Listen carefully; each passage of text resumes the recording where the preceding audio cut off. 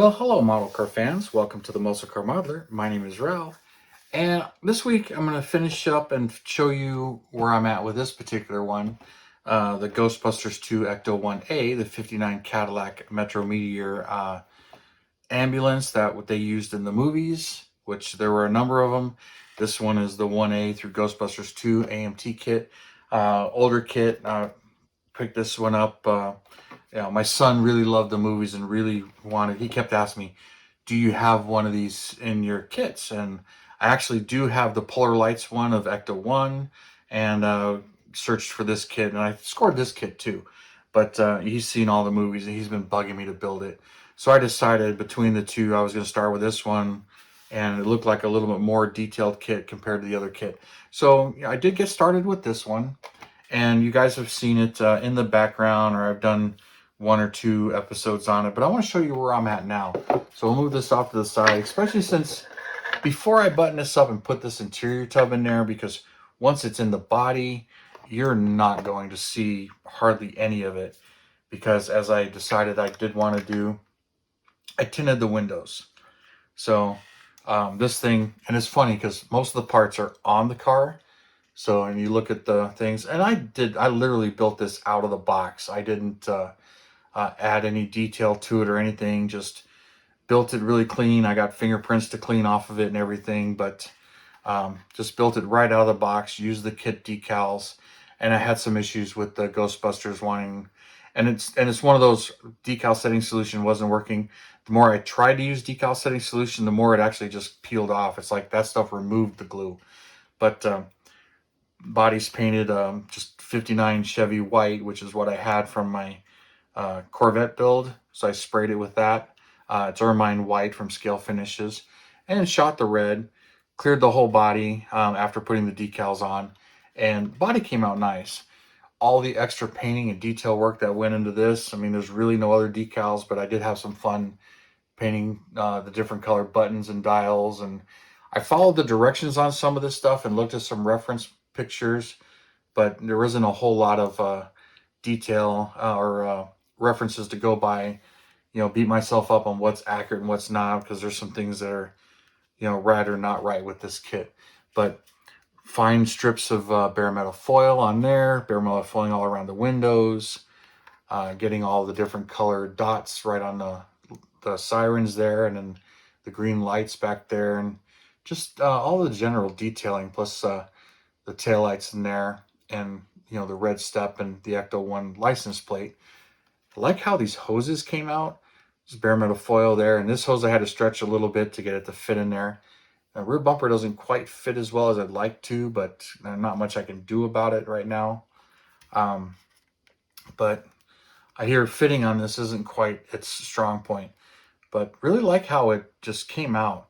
And for one that I'm not stressing too much about, I did use Tamiya smoke on the windows, masked it off, painted it.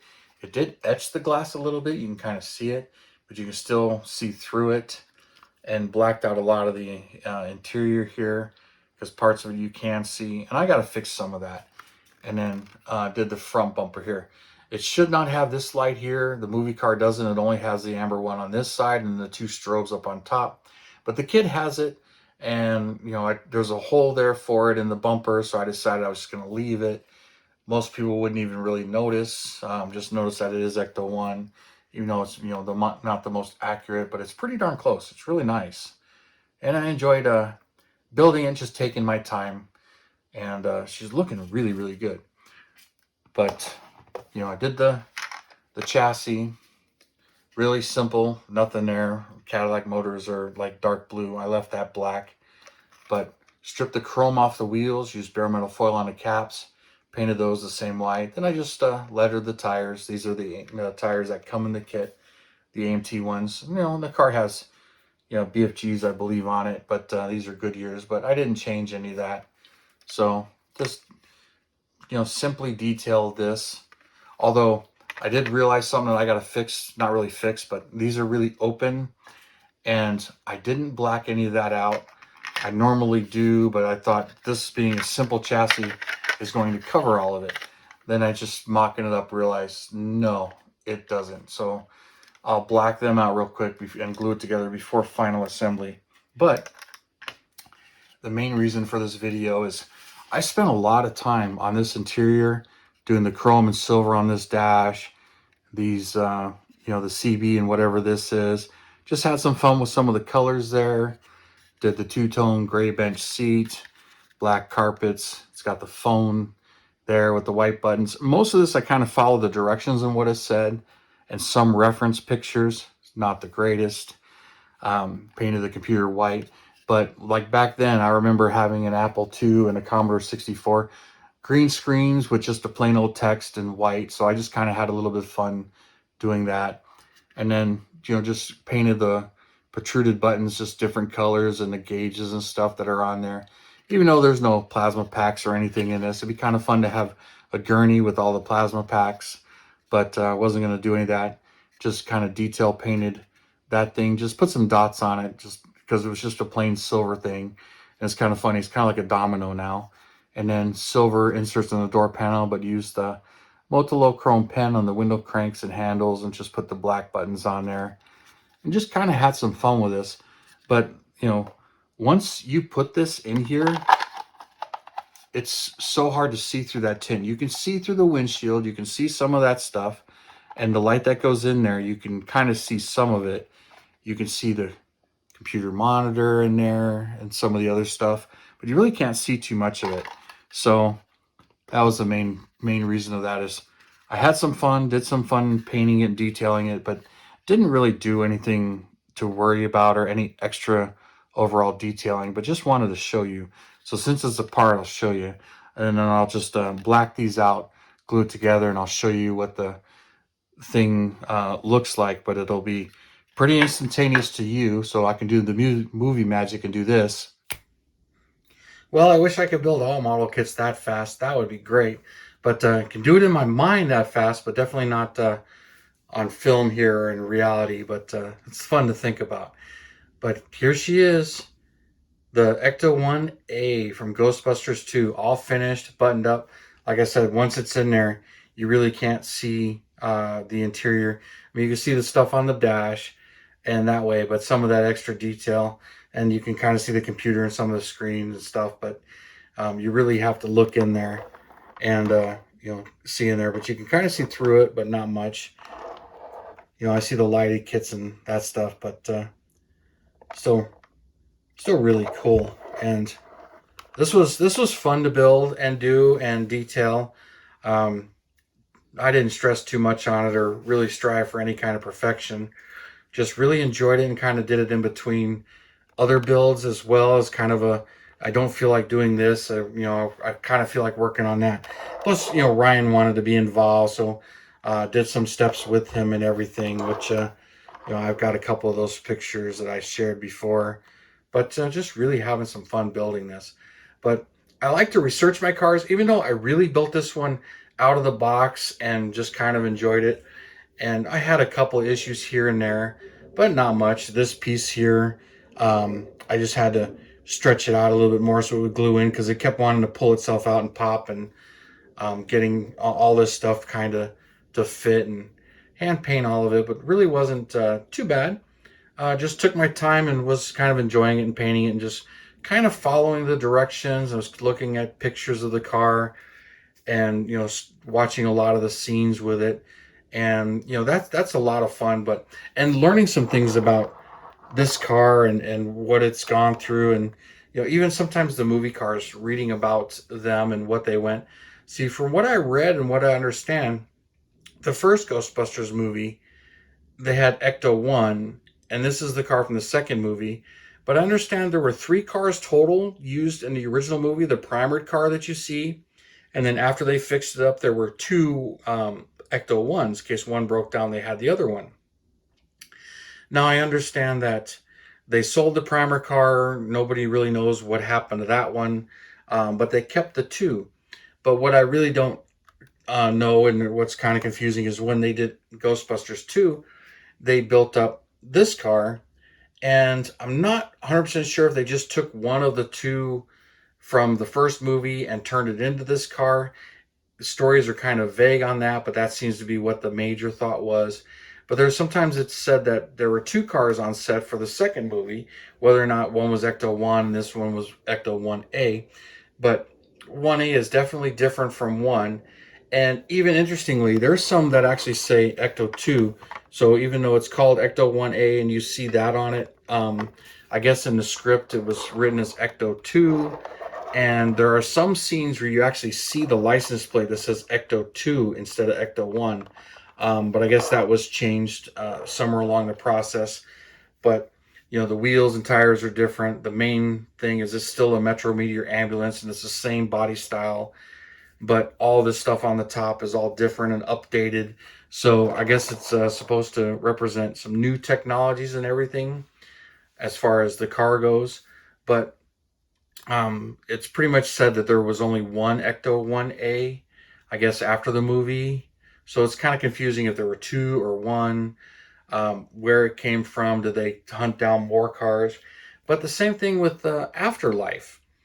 Understand, Afterlife, there was two cars used for that movie, but one of them was Ecto 1A. And I understand that when the game came out, 5, 6 years ago, maybe before that, they restored Ecto 1. And if you've seen the videos on that, I watched that and it was pretty cool to see. And some of the online threads about it. I guess originally Sony was going to restore both of the cars, Ecto 1 and Ecto 1A, and keep them true to their original movies. But reading some of the problems and some of the stories about how this windshield, they had to go get it out of Africa, and supposedly it was $10,000 a windshield. So this windshield is not your stock 59 Cadillac windshield. It's actually, I believe, 2 inches taller or 3 inches taller, but it's not the same as your normal 59 Cadillac. It is specific to this car and roof. So it's only for these ambulances and hearses. So after reading that and some of the things, and they were having a lot of issues getting parts for the car. So it's quite interesting reading all that. So I guess at some point they decided that they would use Ecto 1A for parts when they restored Ecto 1. Just take the best parts from both cars and make one good one. And then, it was still a fairly decent car, but a little rusty. But I guess that's why they used it in Afterlife. So they reused Ecto 1A in Afterlife and did the mod to the door. And there were two cars used for Afterlife, but most of the scenes is this one, and some of the damage to the front grille is kind of how they kept track of which one was which. Now I understand that they put an LS3 Chevy small block motor in it and took the original Cadillac motor out, and I just kind of wonder, it didn't really say if the motor didn't run anymore after being on Universal Studios lot for a long time. At one point, the windshield got damaged while it was on that lot. Somebody backed into the front, smashed the fender a little bit. So there's some pictures of the damage and the stuff that was done to it. And being that I've kind of been through it with my brother and my dad, getting an old motor like that rebuilt was probably a big hassle, and the reliability still was questionable. So throwing in a more modern LS motor into it makes sense to me. I can understand, even though I'd really like to see the original Cadillac motor, but you never see the motor in any of the footage except for early on in Ghostbusters 1. I don't remember any video of them popping the hood or anything. So I had fun with that, but I could just imagine trying to restore a 59 Cadillac motor, because went through it with my dad's 58 Thunderbird, the 352 engine that's in that thing. A local engine builder that specializes in Ford FE motors. We went to them. They told us they knew what they were doing. They don't have any problems. They've got all the parts in stock. Well, as they found out, a 58 was the first year for the 352. I'm getting off subject, so pardon me. It has a lot of different parts than a late 60s 390 or 428 or 427, which is what they mostly built.